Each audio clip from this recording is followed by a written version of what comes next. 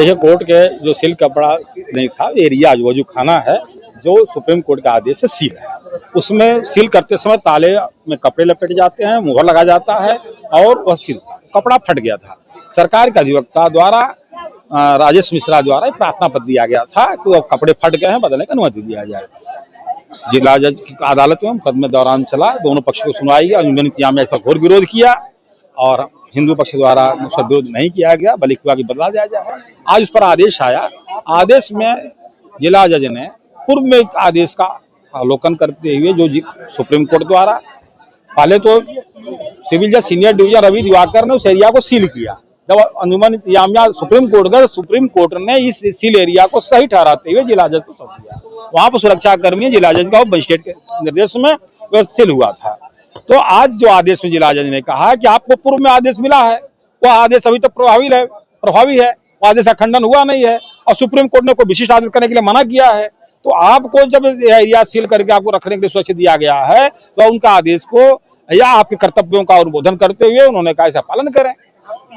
तो अब जिला मजिस्ट्रेट को मैं इस आदेश से अवगत कराऊंगा, या ये आदेश हुआ अवगत क्या कराना है, उनका अधिवक्ता तो आदेश को जानबे कर रहे हैं, फिर भी मैं औपचारिकता रूप से करूंगा और अगर नहीं मानते हैं तो हाई कोर्ट सुप्रीम कोर्ट जाऊंगा। मतलब डिस्ट्रिक्ट कोर्ट ने सुप्रीम कोर्ट का हवाला देते हुए जिला प्रशासन पर इसको टाल दिया है। टाल नहीं दिया है, टाल कहाँ से देता, या टाल देता तो कहता जो मनसो करिए। उन्होंने कहा कि पूर्व में आपको मिल चुका है। एक बार आपको जब तक जिस एजेंसी से आप हैं आपको नियुक्त कर दिया गया, जब तक आपको हटाया नहीं जाएगा तब तक पद है ना। तो जिला मजिस्ट्रेट के सर्वोच्च न्यायालय द्वारा जो कहा गया कि आप इसको देख रेख में रखेंगे, सुधारी में रखेंगे, प्रोटेक्ट करेंगे एरिया को, अभी तक उसको हटाया नहीं गया, अभी तक प्रभावी है। तो अब ताला बदलना, कपड़ा बदलना या वहाँ पर कुछ आवश्यकता हो तो आप ना करेंगे, क्या आवश्यकता पड़ रही है, वहाँ बंदर खुद जाएगा तो कहेंगे कैसे निकालें उसको। जिला प्रशासन की तरफ से ही तो याचिका दी गई थी। नहीं, उसमें उनके तीन अधिवक्ता तीन तरफ से थे, जिला मजिस्ट्रेट वाराणसी, सचिव उत्तर प्रदेश और पुलिस कमिश्नरेट वाराणसी।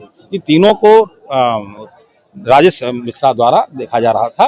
तो अभी माना जाएगा जिला प्रशासन की तरफ से दिया गया था।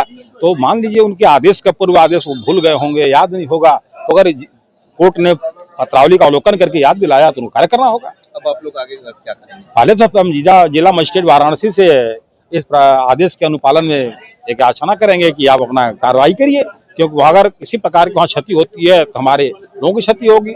क्योंकि हम हिंदू पक्ष द्वारा उनके प्रार्थना पत्र, हम लोग के प्रार्थना पत्र कमीशन हुआ, वहाँ पर शिवलिंग प्राप्त हुए, उसको फब्बारा किया जा रहा है। हम लोग के प्रार्थना पत्र या सील की गई है और सील आज तक यहाँ से सुप्रीम कोर्ट तक प्रभावी है। तो अब सील किसी तरीका से क्षतिग्रस्त होती है तो जिला मजिस्ट्रेट अगर इसको लापरवाही बनेंगे तो एक तरीका से कोर्ट द्वारा इनको जवाब देना पड़ेगा।